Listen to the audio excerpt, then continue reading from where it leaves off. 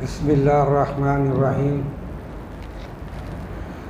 یہ پہلا سوال ہے کہ عبد المصطفیٰ اور عبد النبی نام رکھنا کیسا ہے؟ ان الحمد للہ والصلاۃ والسلام علی رسول اللہ وبعد۔ لفظ عبد جو ہے یہ بالعموم بندگی کے لیے آتا ہے، عابد کے معنی میں آتا ہے، عبادت کرنے والا۔ اگرچہ بعض مواقع پر غلام کے لیے، خادم کے لیے بھی یہ لفظ آیا ہے، لیکن چونکہ بالعموم اور بالخصوص جب یہ نام ہوگا مستقل بنیادوں پر تو اس کی نسبت جو ہے اللہ تعالیٰ کے اوصاف میں سے کسی صفت کی طرف ہوگی، تو اس میں شرک کا شائبہ تک بھی نہیں آئے گا۔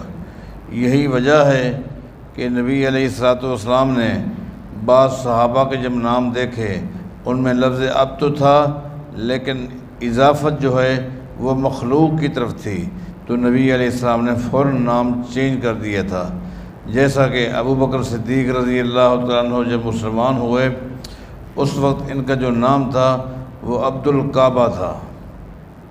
ابو بکر صدیق کا جو اصل نام تھا وہ عبد الکعبہ تھا۔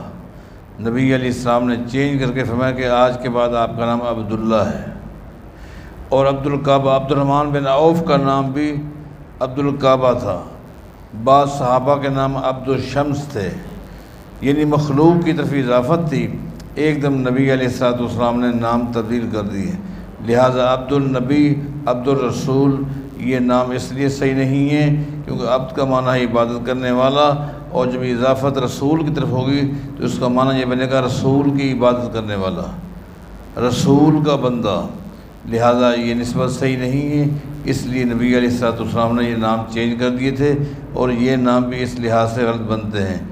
بعض دوست پوچھتے ہیں کہ سیدنا علی رضی اللہ تعالیٰ عنہ کا جو نام ہے یہ تو در حقیقت اللہ تعالیٰ کی صفت ہے، لہٰذا اس سے پہلے عبد آنا چاہیے، یعنی عبد و علی آنا چاہیے۔ تو میرے بھائی بات یہ ہے کہ سیدنا علی کا جو نام ہے نا علی، یہ علی اللہ تعالیٰ کی صفت نہیں ہے۔ مجھے تو کہیں بھی اللہ تعالیٰ کی صفت نہیں ملی۔ اللہ تعالیٰ کی جو صفت ہے وہ تو ہے العلی۔ آپ علی اور العلی میں فرق سمجھیں۔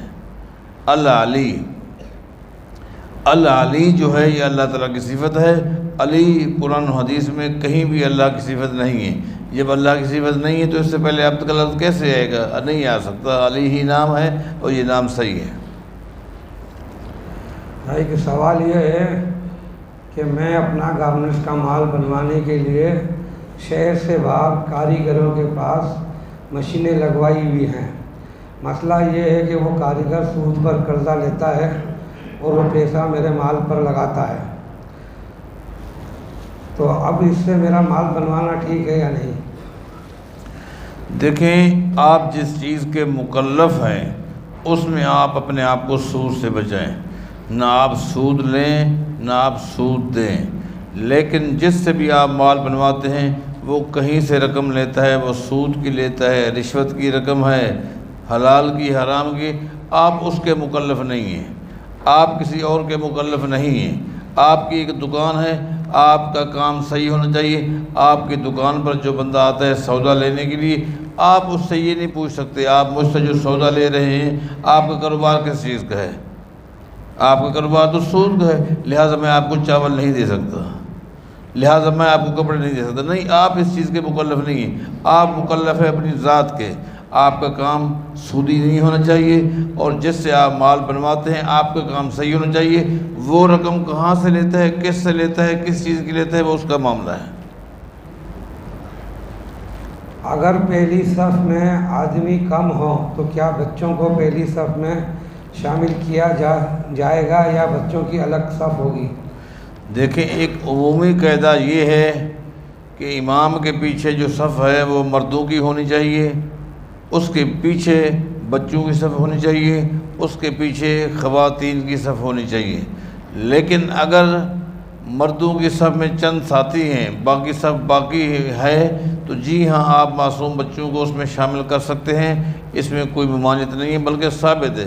آپ یوں سمجھیں کہ سیدنا عبداللہ بن عباس رضی اللہ تعالیٰ عنہما نابالغ بچے تھے، نبی علیہ الصلوۃ والسلام رات کو تہجد کی نماز پڑھ رہے تھے اور وہ بھی آپ کے ساتھ آ کر کھڑا ہو گیا، آپ کے ساتھ کھڑا ہو گیا، کیونکہ جب امام ہے اور مقتدی ایک ہو تو وہ امام کے ساتھ کھڑا ہوتا ہے۔ دیکھیں اب یہاں بچہ ہے یا بڑا ہو وہ امام کے ساتھ کھڑا ہوگا، تو نبی علیہ الصلوۃ والسلام نے اس کو دیکھا، البتہ اس کے سائیڈ کھڑے ہونے کی غلط تھی، آپ نے اس کو پھر سیدھی سائیڈ پہ کھڑا کر دیا، جو شرعی طریقہ تھا۔ لہٰذا بچوں کو بھی آپ صف میں شامل کر سکتے ہیں جب صف ادھوری ہو، ادھوری نہیں ہے زیادہ ہے تو پہلا حق جو ہے مردوں کا ہے، اس کے پیچھے پھر بچوں کی صف ہونی چاہیے۔ ایک آدمی اپنے شہر میں رہ کر کبھی کبھی 2 نمازیں جمع کر لیتا ہے، یہ عمل کیسا ہے؟ دیکھیں عمومی بات یہ ہے کہ ہر نماز کو اس کے وقت پر ادا کی جائے، ہر نماز کو اس کے وقت پر ادا کی جائے۔ نمازیں جمع حالت سفر میں کرنی چاہیے، حالت سفر میں ہے تو پھر آپ جمع کریں، لیکن اگر آپ گھر پہ ہیں تو ہر نماز کو اس کے وقت پر ادا کریں۔ اسی طرح البتہ وہ خاتون جس کو استحاضہ کی بیماری ہے، یہ حیض سے ہٹ کر ہوتا ہے، اس طرح کی خواتین کے لیے بھی اسلام نے اجازت دی ہے کہ وہ 2 نمازیں جمع کر سکتی ہیں، اس طریقے سے کہ ایک نماز کا آخری وقت ہو اور دوسری نماز کا اول وقت ہو، گویا دونوں نمازیں ان کے اوقات میں پڑھی جائیں گی، ایک نماز کا آخری وقت ہوگا اور دوسری نماز کا اول وقت ہوگا۔ ہاں تیسری بات یہ ہے، نبی علیہ الصلوۃ والسلام نے مدینے میں بغیر کسی شرعی عذر کے، آپ سے ثابت ہے کہ آپ نے ظہر اثر نماز جمع کی ہے، اور بعض روایتوں میں مغرب عشاء کے بارے بھی آتا ہے، اور جب راوی سے پوچھا گیا تو ایسا کیوں تھا، انہوں نے کہا کہ تاکہ امت پر حرج واقع نہ ہو۔ تو محدثین نے اس سے جو ایک خلاصہ معنی لیا ہے وہ یہ ہے، کبھی ایسا ہوتا ہے کہ بندہ انتہائی تھکا ہوتا ہے، گھر کے اندر کوئی ایسا پروگرام ہوتا ہے وہ اس کو تھکا دیتا ہے، بعض مرتبہ کام اتنا بھاری ہوتا ہے کہ جسم چور چور ہو چکا ہوتا ہے، تو بعض حالتوں میں بندہ بغیر کسی شرعی عذر کے بھی نماز جمع کر سکتا ہے، لیکن اس کو روٹین بنانا یہ ناجائز ہے، اسلام اس کو پسند نہیں کرتا۔ ایک آدمی جب حج یا عمرے کے لیے جاتا ہے تو جانے سے پہلے خاندان اور دوست احباب کی دعوت کرتا ہے، بعض لوگ کہتے ہیں یہ ریاکاری ہے، یہ عمل کیسا ہے؟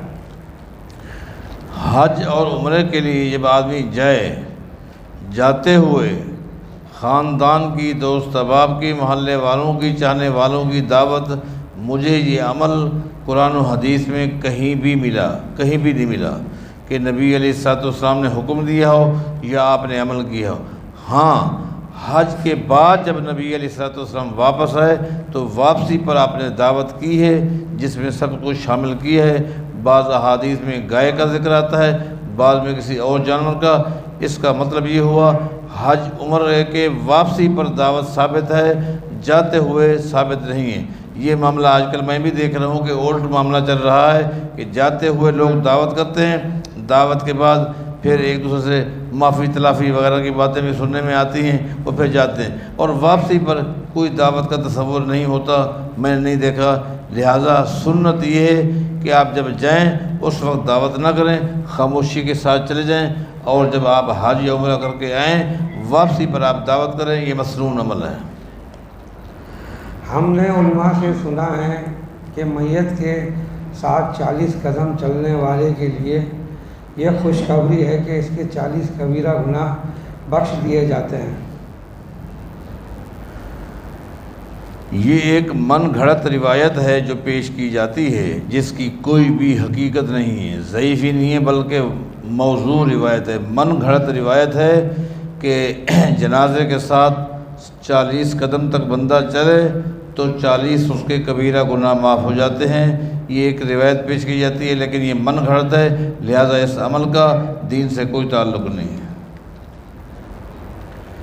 اگر مردے نہیں سنتے تو پھر قبرستان سے گزرتے وقت ان کو سلام کیوں کیا جاتا ہے؟ دیکھیں سلام جو ہے ایک دعا ہے، یہ یاد رکھیں، سلام ایک دعا ہے، اور دعا جس کو بھی آپ نے دینی ہو اس کے لیے شرط نہیں ہے کہ اگلا سنے، سننا شرط نہیں ہے۔ اس کی مثال آپ یوں سمجھیں کہ ایک آدمی، آپ لاہور جاتے ہیں، آپ کو کسی نے سلام بھیجا، کہا کہ فلاں کے پاس جائیں تو میرے سلام کہہ دیں۔ اس نے جب سلام کیا اس وقت بھی کراچی والا نہیں سن رہا تھا، آپ کراچی آئے اور کراچی میں آ کر آپ نے اس ساتھی سے کہا کہ فلاں نے آپ کو سلام کیا ہے، وہ آپ کو جواب میں کہتا ہے وعلیکم وعلیکم السلام۔ اب اس نے بھی اس کو سلام کیا ہے، اس کے سلام کو بھی اس نے نہیں سنا، اس کے سلام کو بھی اس نے نہیں سنا۔ اس نے جس وقت اس کو سلام کیا تھا اس نے بھی نہیں سنا تھا، لیکن سلام ثابت ہے۔ لہذا قبرستان اہل قبور میں سے یعنی قبروں سے جاتے ہوئے سلام کرنا نبی علیہ الصلوۃ والسلام کا عمل بھی ہے، آپ کا فرمان بھی ہے، اور یہ دعا ہے، اور دعا کے لیے اگلے کا سننا شرط نہیں ہے، یہ ایک دعا ہے آپ نے ان کو دی ہے اور ان کے لیے دعا کرنی چاہیے۔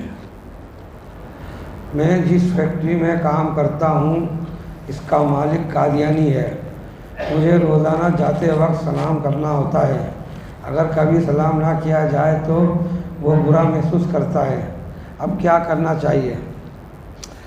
بس ہم آپ کے لیے دعا بھی کرتے ہیں، اور آپ کوشش کریں جتنا جلدی ہو سکے اس فیکٹری سے آپ نجات حاصل کریں اور کسی ایسے ماحول میں جائیں جہاں عقیدے کی خرابی واقع نہ ہو، اس لیے کہ نبی علیہ الصلوۃ والسلام کا فرمان ہے کہ کافر سے جب آپ کی ملاقات ہو تو کسی کافر کو آپ نے سلام نہیں کرنا، چاہے وہ یہودی ہو، چاہے وہ عیسائی ہو، چاہے وہ قادیانی ہو، یہ سب کافر لوگ ہیں۔ کافروں کو سلام نہیں کرنا چاہیے، اور بلکہ ان کے لیے راستہ تنگ کر دینا چاہیے۔ اگر وہ سلام کرنے میں پہل کرے تو آپ خالی وعلیکم کہہ دیں، لیکن آپ نے کہا کہ آپ جاتے ہیں اور آپ کو جاتے ہوئے سلام کرنا ہوتا ہے، سلام نہ کریں تو وہ برا محسوس کرتا ہے، لہٰذا ایسے ماحول میں آپ نہ ہی رہیں تو وہ بہتر ہے۔ میں نے اکثر اہل حدیثوں کو دیکھا ہے کہ وہ کھڑے ہو کر جوتا پہنتے ہیں، جبکہ حدیث میں منع ہے اور کوئی ان کو منع بھی نہیں کرتا۔ جامع ترمذی کے حوالے سے ایک ضعیف روایت پیش کی جاتی ہے کہ جوتا بیٹھ کے ہی پہننا چاہیے، لیکن وہ روایت بالاتفاق ضعیف ہے، وہ صحیح نہیں ہے، لہٰذا جوتا آپ کھڑے ہو کر بھی پہن سکتے ہیں، بیٹھ کے پہن سکتے ہیں۔ بیٹھے ہیں بیٹھے ہوئے پہن لیں، اگر کھڑے ہیں تو کھڑے ہوئے پہنیں۔ جو ممانعت والی حدیث ہے وہ حدیث صحیح نہیں ہے، لہٰذا مجھے پتہ ہے آج کل کچھ لوگوں نے اپنی پہچان یہ بنائی ہوئی ہے اور اہل حدیثوں پر خام خواہ ان کو تنقید کرنی ہے کہ دیکھو اہل حدیث ہیں، دعویٰ اہل حدیث کا کرتے ہیں، حدیثوں پر عمل نہیں کرتے۔ حدیث تو یہ کہتی ہے، جی ہاں صحیح حدیث پر الحمدللہ حدیث عمل کرتا ہے، جو حدیث صحیح نہیں ہے اس پر ہم عمل نہیں کرتے، یہ حدیث ضعیف ہے لہذا اس پر عمل نہیں ہے۔ عمومی بات ہے، آپ کھڑے ہیں جوتا پہن سکتے ہیں، آپ بیٹھے ہیں بیٹھے ہوئے پہنیں، اس کے لیے بیٹھنے کی قید لگانا کسی سے حدیث ثابت نہیں ہے۔ سبحان اللہ۔